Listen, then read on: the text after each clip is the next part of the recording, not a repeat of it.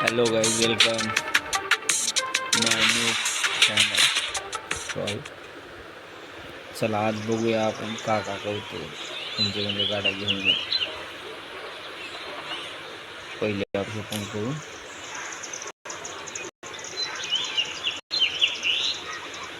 Okay,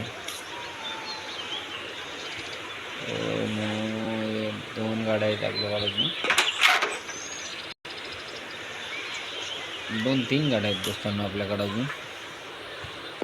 okay, चला. Damage आहे बघा.